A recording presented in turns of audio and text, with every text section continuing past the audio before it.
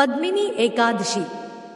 हिंदू धर्म में एकादशी का व्रत महत्वपूर्ण स्थान रखता है। प्रत्येक वर्ष 24 एकादशियां होती है। जब अधिक मास या मलमास आता है तब इनकी संख्या बढ़कर 26 हो जाती है।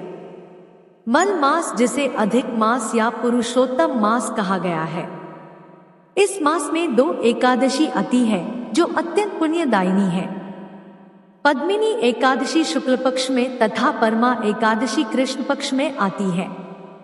जानते हैं अत्यंत पुण्यदायिनी पद्मिनी एकादशी का क्या महात्म्य एवं व्रत विधान है। विधि और महात्म्य। पद्मिनी एकादशी अधिक मास या पुरुषोत्तम मास के शुक्ल पक्ष की एकादशी को पद्मिनी एकादशी कहते हैं। इसे कमला एकादशी भी कहा जाता है। इस दिन राधा कृष्ण और शिव पार्वती की पूजा की जाती है। अन्य एकादशियों के समान ही इस व्रत के विधि विधान है। इस व्रत में दान का विशिष्ट महत्व है। इस दिन कांसे के पात्र में भोजन, मसूर की दाल, चना, कांदी, शहद, शाक, पराया अन्न ग्रहण नहीं करना चाहिए। इस दिन नमक का प्रयोग भी न करें तथा कंदमूल फलादि का भोजन करें। अधिक मास की एकादशी अनेक पुण्यों को देने वाली है। इस एकादशी के व्रत से मनुष्य विष्णुलोक को जाता है। यह अनेक पापों को नष्ट करने वाली तथा मुक्ति और भक्ति प्रदान करने वाली है। इसके फल व गुणों को ध्यानपूर्वक पढ़े। दशमी के दिन व्रत शुरू करना चाहिए। एकादशी के दिन प्रातः नित्य क्रिया से निवृत्त होकर पुण्य क्षेत्र में स्नान करने चले जाना चाहिए। उस समय गोबर, मृत्तिका, तिल, कुश तथा आमल की चूर्ण से विधिपूर्वक स्नान करना चाहिए। स्नान करने से पहले शरीर में मिट्टी लगाते हुए उसी से प्रार्थना करनी चाहिए, हे मृत्तिके, मैं तुमको नमस्कार करता हूँ। तुम्हारे स्पर्श से मेरा शरीर पवित्र हो।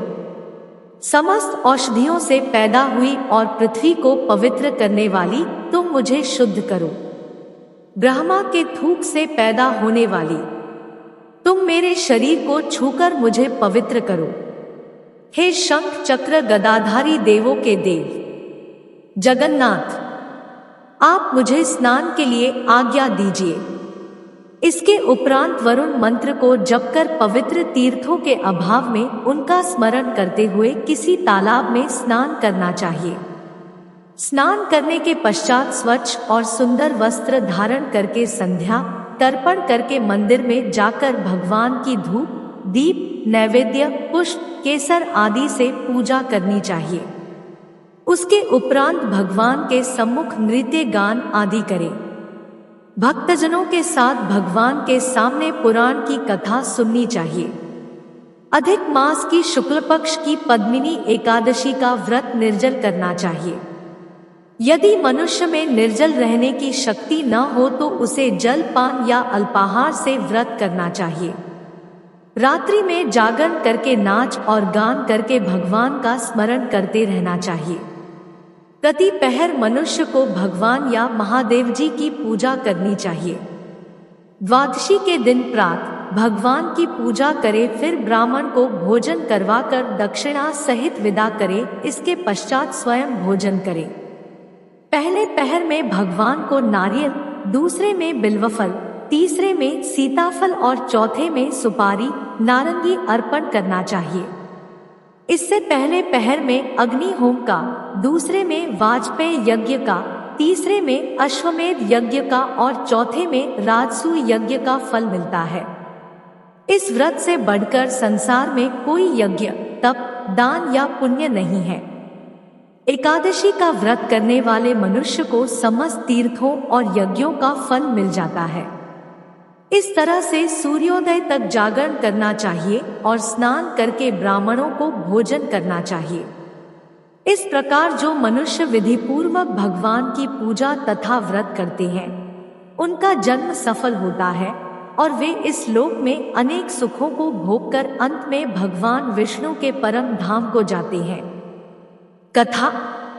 पद्मिनी एकादशी भगवान को अति प्रिय है। इस व्रत का विधि पूर्वक पालन करने वाला विष्णु लोक को जाता है। इस व्रत के पालन से व्यक्ति सभी प्रकार के यज्ञों, व्रतों एवं तपश्चर्या का फल प्राप्त कर लेता है। इस व्रत की कथा के अनुसार श्री कृष्ण कहते हैं, त्रेता युग में एक परम पराक्रमी राजा की त्रिवीर्य था।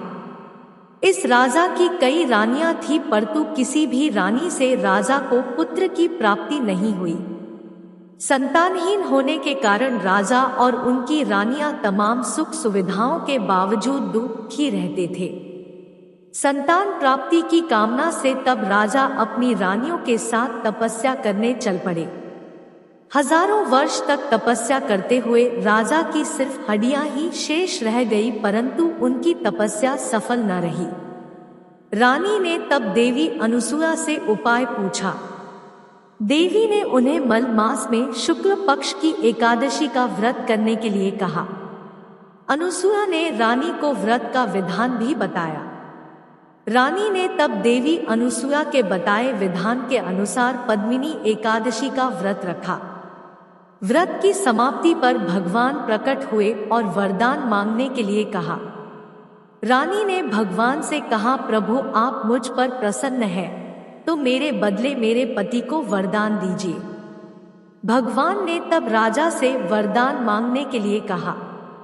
राजा ने भगवान से प्रार्थना की कि आप मुझे ऐसा पुत्र प्रदान करें जो सर्वगुण संपन्न हो, जो तीनों लोकों में आदरणीय हो और आपके अतिरिक्त किसी से पराजित न हो। भगवान तथास्तु कहकर विदा हो गए। कुछ समय पश्चात रानी ने एक पुत्र को जन्म दिया जो कार्तवीर्य अर्जुन के नाम से जाना गया। कालांतर में यह बालक अत्यंत पराक्रमी राजा हुआ, जिसने रावण को भी बंदी बना लिया था। जय जय श्री हरि।